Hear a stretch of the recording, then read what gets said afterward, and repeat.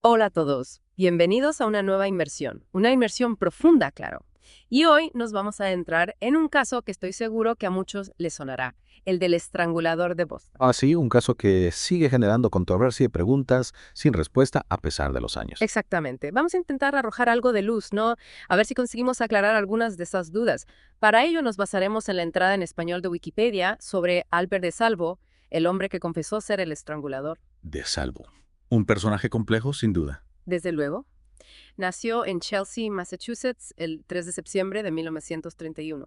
Su infancia, por lo que sabemos, fue bastante dura. Sí, se habla de un ambiente familiar muy complicado con un padre alcohólico y abusivo. Imagínate, ya desde pequeño De Salvo empezó a mostrar problemas de comportamiento. Torturaba animales, robaba. Con 12 años ya fue arrestado por primera vez. Y acabó en un reformatorio, la Lyman School for Boys. Increíble, ¿verdad? Es que incluso fue vendido como sirviente, junto con su hermano, por una cantidad ridícula de dinero. Aunque por suerte consiguieron volver a casa. Sí, pero la cosa no mejoró mucho allí. Su propio padre le enseñó a robar, le incitaba a hacerlo. Un panorama desolador, la verdad. Totalmente. Y bueno, después de Salvo se alistó en el ejército. En el ejército. Sí, y lo curioso es que recibió una baja honorable tras su primer periodo de servicio, pero luego se volvió a alistar. ¿Y qué pasó entonces? Pues que tuvo que enfrentarse a una corte marcial, aunque finalmente se retiró con honores. Ay, una trayectoria un tanto contradictoria, ¿no? Ya te digo, Ah. empezamos a ver pinceladas de una personalidad compleja, ¿no crees? Esa mezcla de disciplina y rebeldía. Desde luego. Es como si tuviera dos caras, una que se adaptaba a las normas y otra que las transgredía. Exacto. Y bueno, hablemos ahora de los asesinatos que lo hicieron tristemente famoso, los del estrangulador de Boston. Un caso que conmocionó a la sociedad de la época. Totalmente. Right. Entre junio del 62 y enero del 64, 13 mujeres solteras fueron asesinadas en el área de Boston. Y todas ellas con un patrón similar, ¿no? Sí. Estranguladas en sus propios apartamentos. Sí, la mayoría. De hecho, las edades de las víctimas variaban bastante, entre 19 y 85 años. Algunas fueron agredidas sexualmente. Pero no todas, ¿verdad? Correcto. Una murió de un ataque al corazón y dos fueron apuñaladas.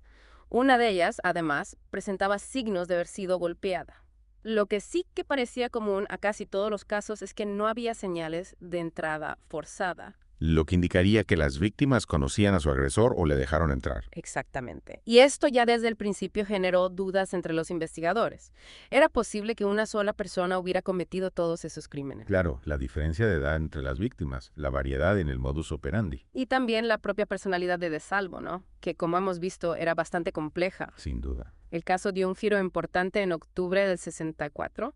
Una joven fue atacada en su apartamento de East Cambridge. Atacada. Sí, por un hombre que se hizo pasar por un trabajador de mantenimiento. La ató, la agredió sexualmente y luego se disculpó y se marchó. Pues la descripción que la víctima dio a la policía llevó a la identificación de Salvo. Y ahí era sospechoso del caso del estrangulador. No, no en ese momento. De hecho, ese mismo día, antes de este ataque, De Salvo había intentado entrar en otra casa en Bridgewater.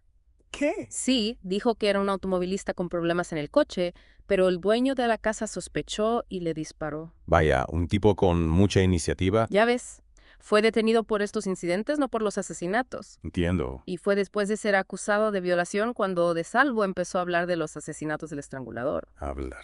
¿A qué te refieres? Pues que empezó a confesar, a dar detalles. Lo hizo durante sesiones de hipnosis y también en entrevistas sin hipnosis. Hipnosis. Eso es un tema delicado. Ya lo hablaremos luego. Primero confesó a un compañero de prisión, George Nassar, y luego a su abogado, F. Lee Bailey. ¿Y qué decía exactamente? Pues daba detalles de los crímenes que no se habían hecho públicos. Eso sí que es importante. Podría ser una prueba de que decía la verdad. Claro, pero también hay que tener en cuenta que la hipnosis puede alterar la memoria. Cierto, cierto. Al final, De Salvo fue juzgado y sentenciado a cadena perpetua en el 67. Por los asesinatos del estrangulador. No, por los cargos de robo y agresión sexual.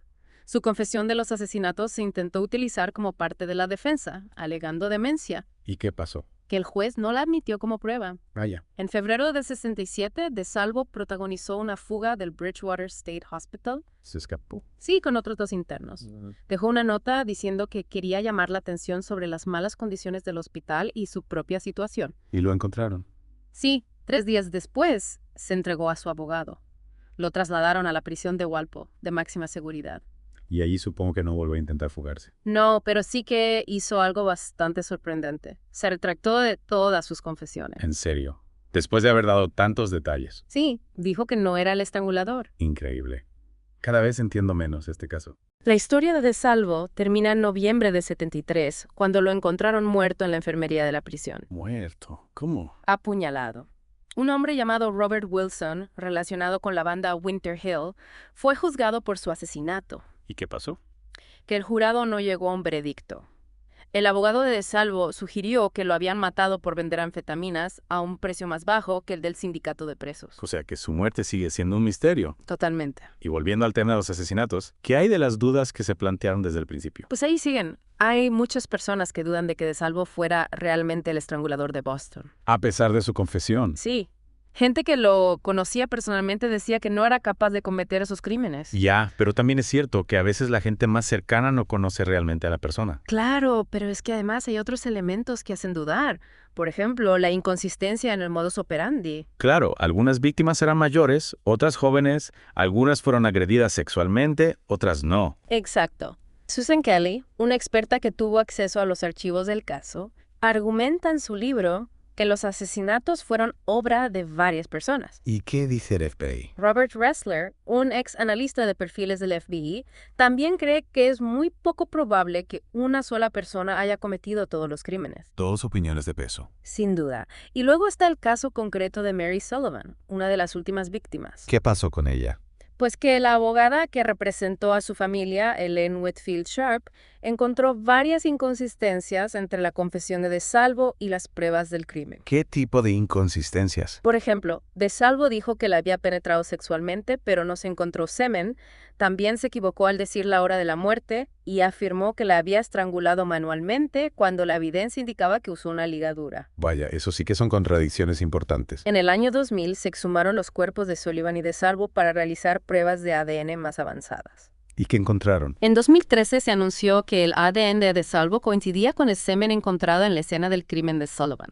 Bueno, eso parece bastante concluyente. Sí, pero no resuelve todas las dudas.